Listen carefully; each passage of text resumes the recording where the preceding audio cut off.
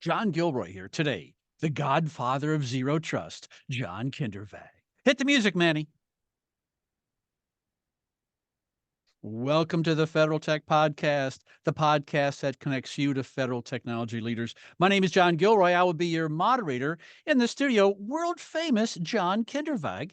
He is the creator of Zero Trust and is the chief evangelist at a company called Illumio, Illumio. And you can visit the site, see what's going on there. And it's just an honor to drag him into the studio here, the virtual studio, and talk about zero trust and the federal government. And that's our focus today. I want to start off with a guy I think we both know, a guy named Simon Sinek. And he famously said, start with why. So, John, I'm going to start with why. So, why the heck back in 2010 did you come up with zero trust? Were you on the golf course and nothing to do? Or I just stumbled on this. Well, I joined Forrester Research in 2008, and they asked me to start doing deep research on why, actually, Oh, there were so many data breaches still happening when we have so much technology out there.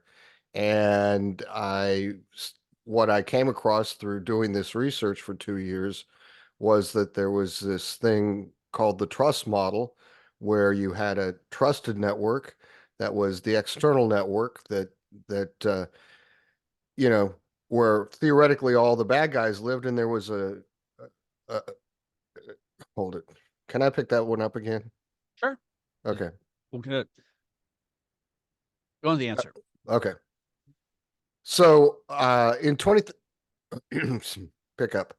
So in 2008, I joined Forrester Research, and they asked me why. Why are there so many cyber attacks still happening? And I started doing primary research on that, and I discovered something I'd been aware of, but did deep dive research into it, called the trust model. The idea that the internet is on the untrusted side of the network, and the trusted side is the internal network where all the good people are. And if you you create policy based upon the trust levels of the networks. And I said, this is silly. I'd always believed it was silly. I'd started my career uh, building networks. I've been a network engineer, security engineer, installed a lot of firewalls, and I hated that trust model. And I did come across the trust but verify quote from Ronald Reagan. I was with the CIO of a big company, and I said, why, what's your cybersecurity strategy? And he said, oh, well, I do trust but verify. And I said, well, why do you do that? And he said, well, Ronald Reagan said to do it. And I'm thinking, yeah, that great cybersecurity expert, Ronald Reagan, said to do trust but verify. And I said, okay, I get trust. Trust means I'm not going to do anything. What are you doing to verify what's happening? He said, oh, I can't do anything to verify, because if I did, that would be rude because they're trusted users. And I realized that cybersecurity was eating itself. And by the way, Ronald Reagan never said trust but verify. He said, Well, yeah, he said in a speech with Mikhail Gorbachev, well, 87, 88, 89. I don't remember the year. It's documented in the first ever report that I wrote called No More Chewy Centers on Zero Trust. He said, he said, I'm going to quote a Russian proverb, Mr. Gorbachev, and I'm wildly generalizing what he said. He said, we're going to abide by that old Russian proverb, and I'm going to screw up the Russian. I apologize. Dovranai no provernai, which means trust but verify. And then everybody laughed because he made a joke. Trust but verify is a joke. It was a joke then, because what he was telling Gorbachev was, we're going to be watching over your shoulder about this treaty. Trust but verify, the Dovranai no provernai thing of the Russians, it's a pun. It doesn't mean what we think it is. And so we took it all literally and said we need to do this because Ronald Reagan said so. Well, Ronald Reagan never used a computer probably in his entire life, right? He had secretaries. He typed. He handwrote. I have a book of his handwritten letters that's quite fascinating. So I realized it was this broken trust model that was the problem. And the idea was, at the time and still today, different interfaces on a firewall have different trust levels. And based upon that trust level, whether it's zero or 100 or 50 or whatever it is, that's going to determine policy. And I said all trust levels should be the same. They should be zero. So I realized trust is a vulnerability. It's a thing that's really bad in your organization, and you must get rid of trust. So trust is zero or zero trust. I can remember in those days, back in the early days of the internet, you probably remember too. I remember executives telling me, I get to work at 9 a.m. and my secretary prints out my email and I read it at my desk. It just sounds Absolutely. hilarious now. It sounds hilarious, but I saw people do that. That's incredible. I I sat next to an incredibly famous person once, reading their emails in a three-room binder and writing the answer down. Yes, So, yes, I know that. And that was called time efficient back then. right. Oh, hey, I'm going to California in August, and I go there for a race once a year. And if I was in downtown California and I said something like NSAT, no one would care. No one would care in Chicago. No one would care in Boston. But downtown Washington, D.C., I'm going there tomorrow. People interested in what's going on with the federal government. And one of your many accolades or many accomplishments has been working with the National Security Telecommunications the NSAC committee. So tell us about that because our listeners are going to be very interested in what you have to say about the White House and the Zero Trust subcommittee down there. Yeah, so I got appointed to serve the president on the NSTAC subcommittee on zero trust. So that's the National uh, Security Telecommunications Advisory Council, and they had that a subcommittee on zero trust and trusted identity management, and I was appointed to that committee. That was about a year-long work with a lot of research. I was one of the briefers, and then I was one of the primary authors. And so we issued that report. You can find it on CISA's site, and we would say that that is authoritative on what zero trust is, right? So that is an authoritative government document that takes all of the thought leaders, including Chase Cunningham, who I know is coming up real soon on your podcast, was one of the briefers, and we determined what it is and a lot of ways to simplify it, and that is authoritative on what zero trust is. By the way, if you're listening to this and trying to learn more about Zero Trust, Chase Cunningham has a podcast called Dr. Zero Trust Podcast. So that's a great way to keep in with what's currently going on in there. So let's go Absolutely. back. Yeah, let's go back to Washington, D.C. So as you know, the federal government is pushing people towards zero trust. And if you read the literature, I mean, what they'll say is that, and I have to hold this loosely, by the end of September, the U.S. agencies have 1 year to fully adopt zero trust. Now, the Pentagon, they're talking 5 or 6 years. I mean, different agency varies, and so from now, you're an outsider looking in on this, John. I mean, you're a well-known expert. So, how do you grade? How do you view the federal government's um, challenge to go to zero trust and their accomplishments so far in that category? Well, in general, I think they're doing a good job. They've done the right things to incentivize the process. First, the president created the executive order around cybersecurity modernization, which mandated that all federal agencies adopt zero trust. Step one, right? You have to have the right incentives. Step two, OMB issued M2209, their guidance on that. So that tells the agencies what they need to do. And it also made sure that every agency had a zero trust program office and a program manager. And that's huge. And so one of the one of the misconceptions about zero trust is you can do it all at once, right? That you could get it done within a specific time frame. It's a journey that you go on and you're on it forever. So time I don't worry so much about, but getting the right incentives and the right programs in place, that's a huge deal. And we shouldn't undersell it.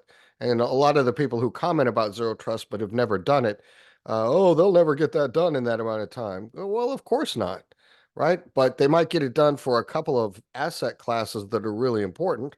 I mean, if you think about the asset class of that OMB had that was stolen in the OMB data breach, to put that data class in a zero trust environment would probably be just a few months, right? And so what we do in zero trust is we create different protect surfaces which is the idea of what do I need to protect, right? So the question of after why is what? What am I doing something to? And we call that a protect surface. That's the inversion of the attack surface because the attack surface can't be managed. That's hokum, right? When you hear we're doing attack surface management, no, you're not. The attack surface is like the universe, it's constantly expanding. So we invert the problem and we reduce it down to something small and easily known called a protect surface. And so we say, hey, the data set of all the people who have clearances in the US federal government at OMB, that can be a protect surface. So that, however that data is stored, we're going to put the appropriate controls and policies in place, and we're going to monitor it. And we're going to use a thing called the 5-step model of zero trust, which you can read about in that NSTAC report. And now we will have a zero trust environment protecting that critical data set. And so then you build it out one protect surface at a time. So the misconception that the federal government has gone down is that they can do it all at once. And no, you build it out in chunks. That's kind of interesting. I would guess if we randomly grabbed one of the federal agencies, a civilian agency, there may be people who would argue it could be Ralph versus Rohan or Sally versus John or something about what exactly to prioritize. So is this the challenge of what to prioritize, or is pretty much know what to prioritize? Is that a starting problem? Well, in the U.S. it's a big problem in most places. In the U.S. federal government, it shouldn't be a huge problem because they've already defined their HVAs are all high value assets. Hmm. So if you know that, you pick one, kind of doesn't matter which one you pick. Probably the easiest one that is the least disruptive is where I start, and you build out your zero trust environment around that one. And then you do the next one, and then you do the next one, and the next one, and the next one. It's zero trust is three things. It's incremental, right? You do it one protect surface at a time. It's iterative. You do it one after another, and that makes it non-disruptive. The most you can screw up is one protect surface. You can't screw up the whole network or the whole environment. And when people understand that, the light bulb goes off and they go, "Oh, okay, I get it. That's pretty easy to understand." But I will tell you that I see a lot of things that other people write about it and make declarations about, and I can't understand it. I had a well-known person call me up. Why are all these people making it look so hard? And I said, I don't know. You tell me. I have no idea why they're making it sound so hard. And a lot of it is because they've never done it, right? So cybersecurity is experiential. It's not academic.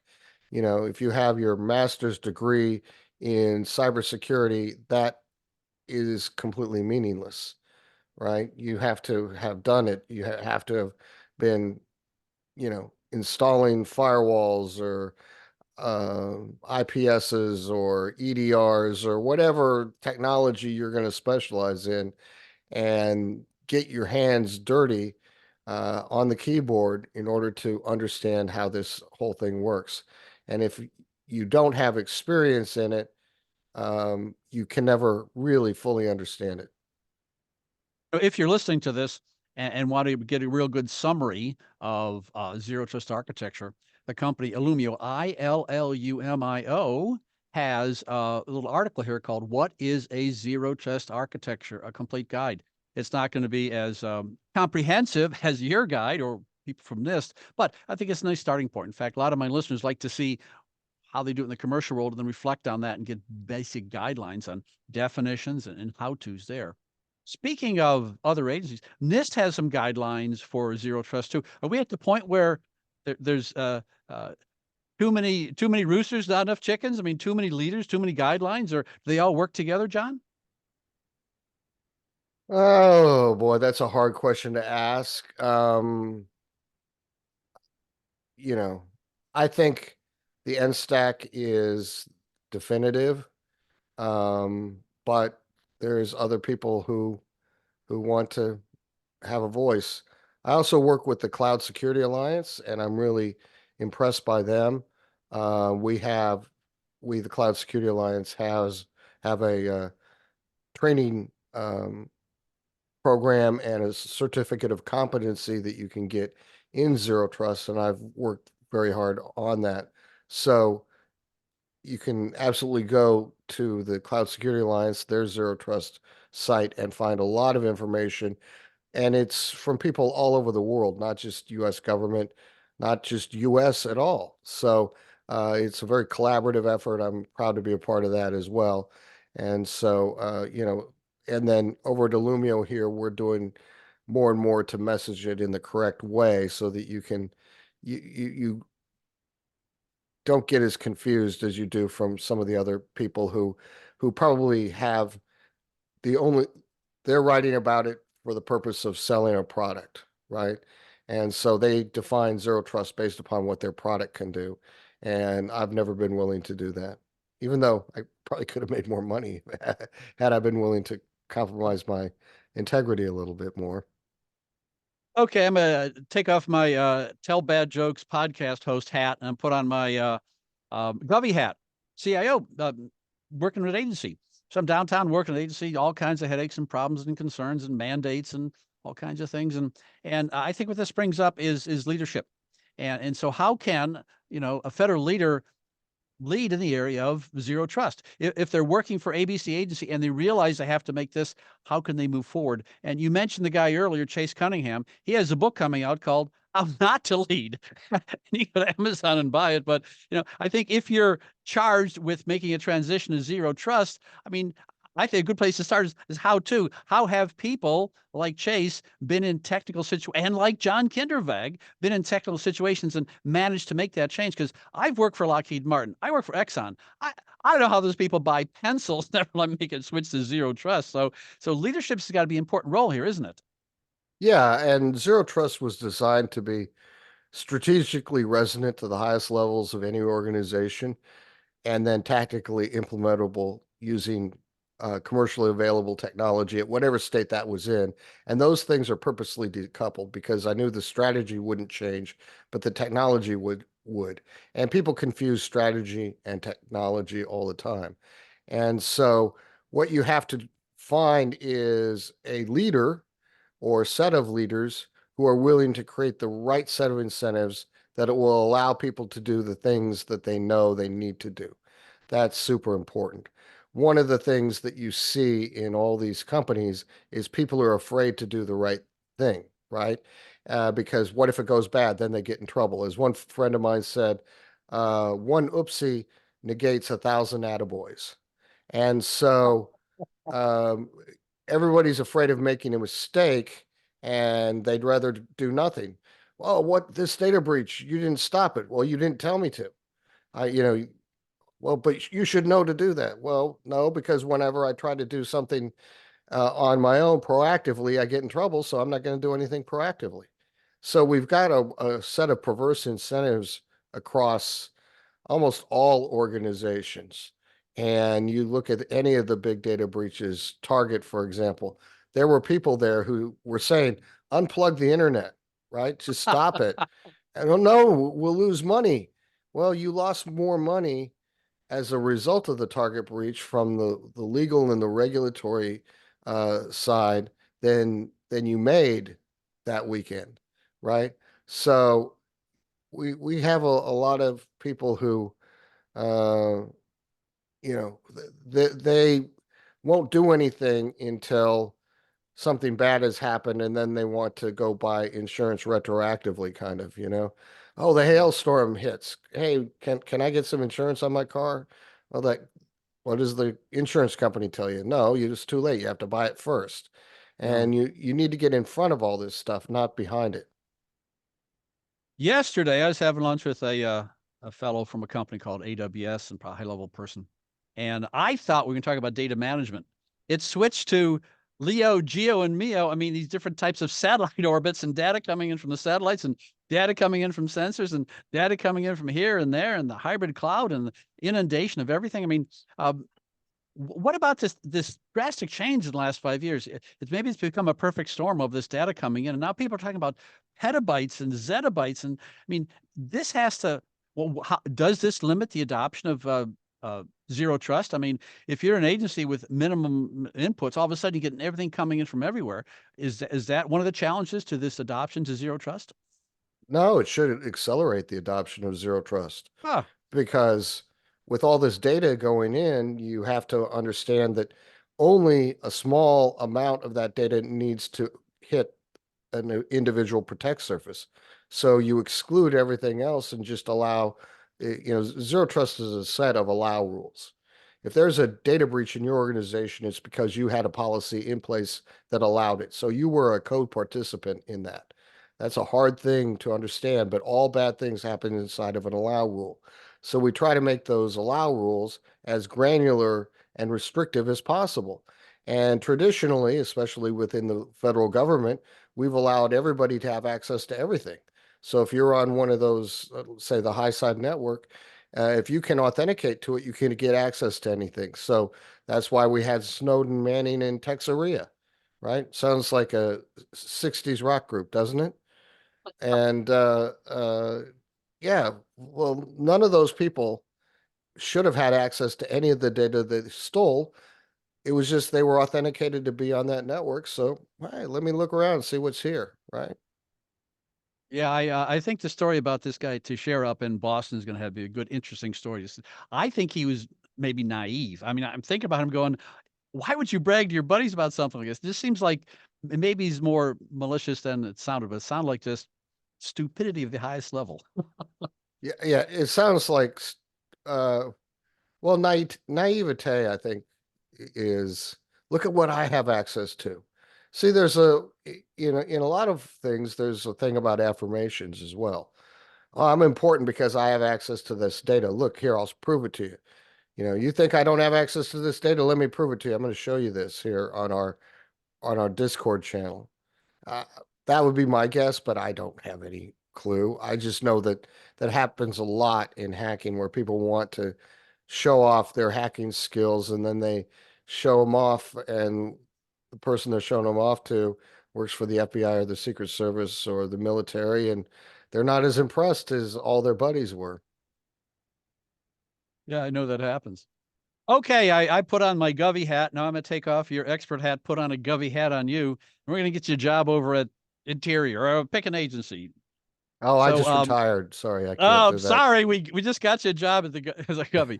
So, I mean, by now it's not. What are the first steps? Because people should have the first steps now. I think we're in the intermediate steps, and so from an intermediate perspective here, um, should leaders attend conferences? Are there the books to read? Are there podcasts listen to? I mean, how do you really get well grounded in in this challenging field? I mean, are there certificates? Is that a good start for? So beginning is just like the article, what is zero trust? Intermediate maybe is taking one of these certificates from the CSA. Is that a transition for maybe a person who maybe is enough knowledge to be dangerous about zero trust and works for the government? Yeah, I mean, you should do that. You should go out and take that coursework and get a certificate of competency in zero trust. But at the same time, you should start building your learning zero trust networks. I break it up. I have a thing called the zero trust learning curve, where I break down three types of different environments. Learning protect surfaces, things that have no value, so that if something gets screwed up, hey, no harm, no foul. It's like street basketball, right? Yeah. And then practice protect surfaces, things that have a little bit more criticality to them, but still not, uh, you know, earth shattering if something bad happens, and do some work in that, and then finally after that, work on your high value assets. So don't start with the most critical things that you have. Start with the least critical things you have, so that you have a safe place to lab it out in.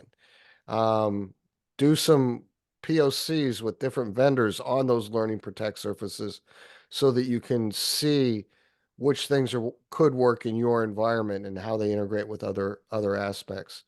And then just listen and learn and talk. And the community is very open. The Zero Trust working group that we have at the Cloud Security Alliance is very open. Join that. There's hundreds of people involved in that. Chase Cunningham, Dr. Zero Trust, has a Patreon that he posts things on, and he gives all the money to veterans charity. He's a Navy veteran, so do that. Get his book, How Not to Lead. Get his other book, which is called Gabriel, which is a novel, but it's a great novel.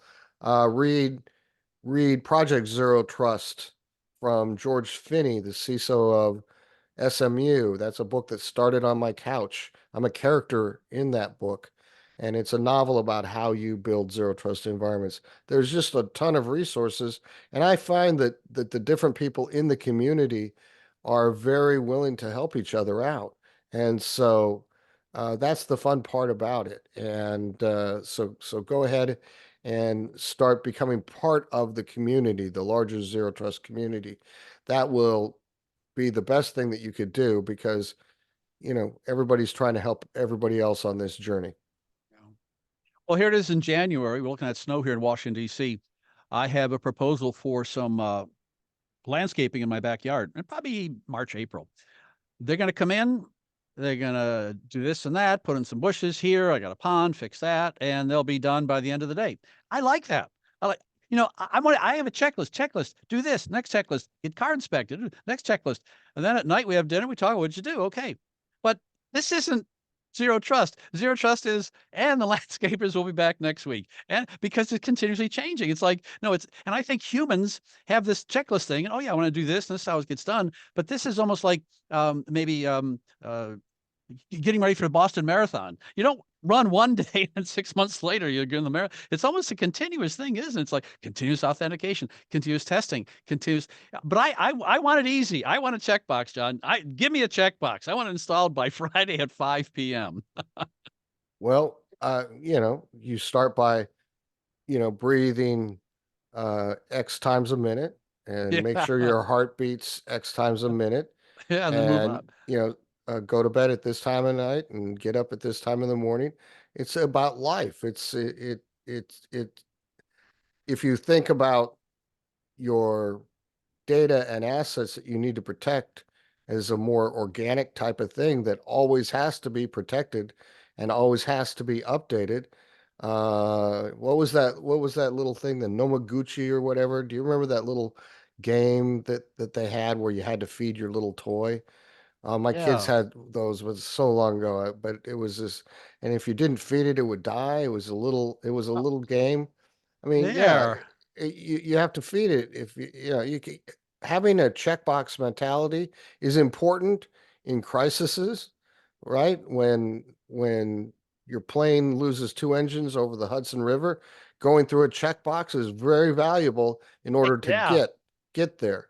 But you're, you have a takeoff checklist, you have a landing checklist, but for the most part, the flight should be pretty uneventful for most pilots, unless your door blows off in the middle of the flight, right? In Uh, Alaska. Yeah. yeah. So, Where are the bolts? They had no bolts on that door. right. Oopsie. Oopsie. Right. Well, So, I'm going to have to land this podcast, and we're going to okay. have to get you back to your regularly scheduled program and get you back to work here. I think this is a fascinating discussion. Everything we talked about, I will have links in the show notes pages. You can go there and see what's going on. And we'll have to continue this conversation. Just take maybe a 5-minute clip of this conversation and expand on it down the road, or maybe get other perspectives on it, because it's just, I think we have someone like Ben Franklin in the studio. You want to take advantage of that. Well, thank You you so haven't, much. Thank you oh, so no much for problem. having me, John. It's been a great honor. I appreciate it. You have been listening to the Federal Tech Podcast with John Gilroy. I'd like to thank my guest, John Kindervag, creator of Zero Trust and chief evangelist at Illumio.